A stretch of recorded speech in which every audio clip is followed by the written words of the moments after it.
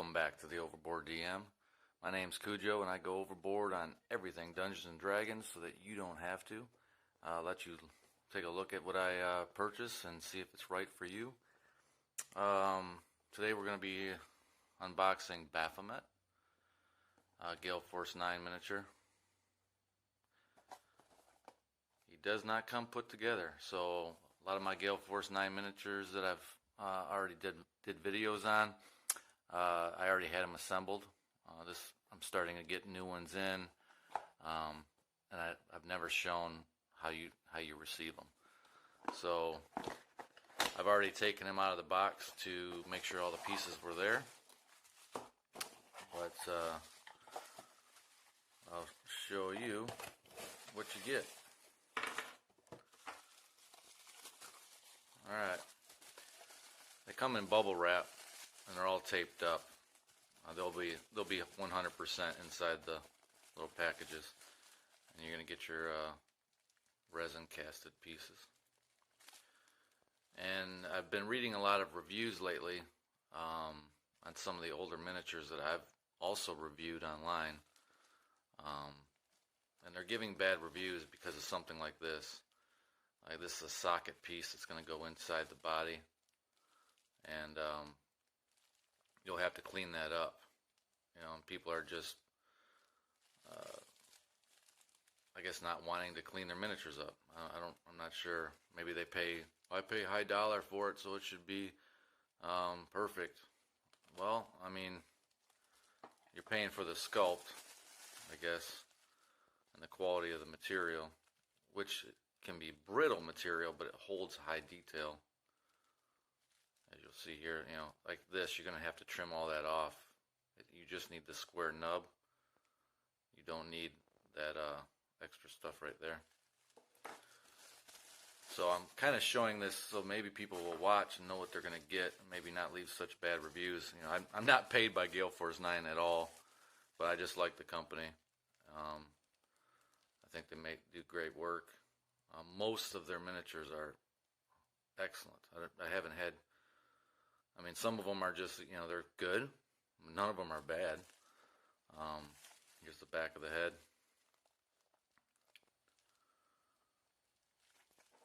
But again, it's not major trimming at all. Now, before I say get off the trimming, you will have some fitment issues as well. So you got some trimming issues, and then you've got fitment issues where you need to bend the material. Here's a nice base. This is actually his foot sliding into place, so he just ran in and then, you know, there's a square. I've already cleaned this square up a little bit. Just it had some you know, spillover from the mold, resin. I'm just trying to see if he'd fit and, you know, stand him up. And you may have to sand down the bottom of the base where these, you know, large nubs would be from the mold as well. But yeah, some pieces, not necessarily this one here, because I've already kind of fit him together somewhat just to see how he fits, and his body is mainly all together, and his arms are pretty much plug and play. A lot of the fire giants were like that. Matter of fact, a lot of the giants period were like that. The Bahir had some bending that you had to do. You can't heat this up and bend it. It gets really soft, and you can bend it and hold, let it cool, and it'll hold that shape. It's actually relatively easy. I put it in my review as well that you may have to heat up the pieces a little bit to bend them to get them to fit correctly. Just so you can see here, I'm trying to do this while looking in the camera. And then you will have to possibly fill in lines, or you can try to sand and clean up to get a better fit.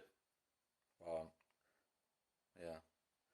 So once you get it fit the best way you can possibly fit it, and then you go back and maybe use a little green stuff in the cracks, which is totally normal. And this will go right in there. Really cool.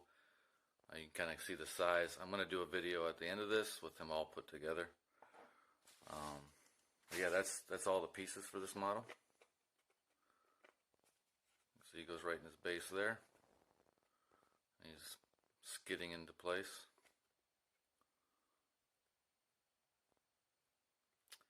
You see, I've got a lovely Avernus backdrop for you today. And yeah, that's about it. I'm going to put him together, and we'll see you in a few seconds. See you later. Okay, so I had to re-record this voiceover here because for some reason I had some background noise. So here's the finished miniature. I just finished gluing them together. It looks great. Didn't have too many issues. I got a little gap here where I'll have to use a little green stuff to fill that. It was the best fit I can get because I didn't want to take away too much material. Very little trimming of flash of any kind. You're going to have small gaps here and there on large miniatures like this. You can sometimes get rid of them with trimming. You can look around this area here that I'm pointing at.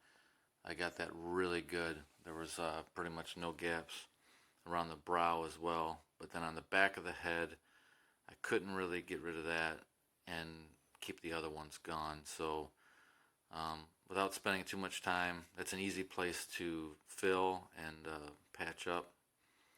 The back of the arm, the back of the head, very easy. The blade looks great. The hands look really good. The model in general looks really good. A lot of detail, hardly any cleanup. Of course, you clean up all your pieces before you glue them together.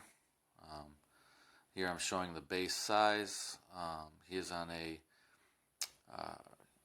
huge base. You got medium, then large, and then huge. So I compared him against some other bases, figures there. You can see there's Grandma. I'm going to put her at a standard medium-sized base. And some of those other devils up top are on large bases, which are 4 squares. I believe he's on a 6 square. You can see the size difference here. And that is a Pit Fiend.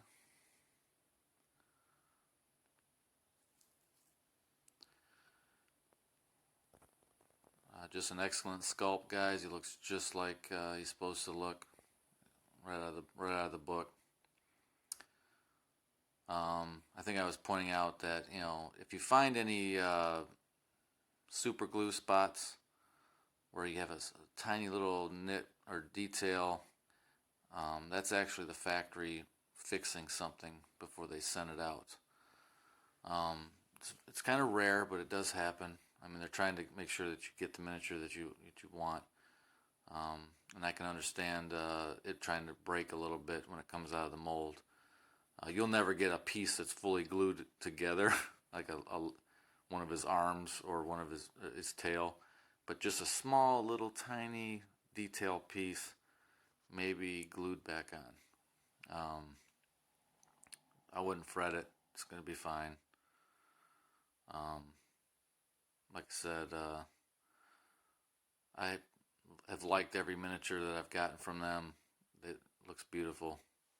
I'm really happy. I think you'll be happy. It takes a little bit of care, and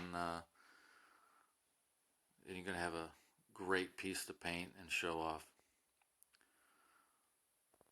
I'd just like to point out real quick, we have a Discord group, Tabletop Dungeoneers.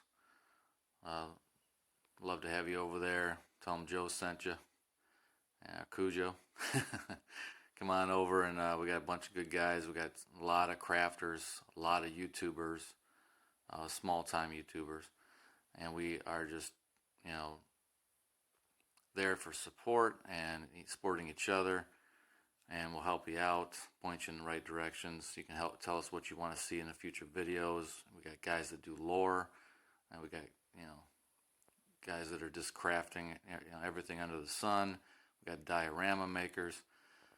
Come check us out.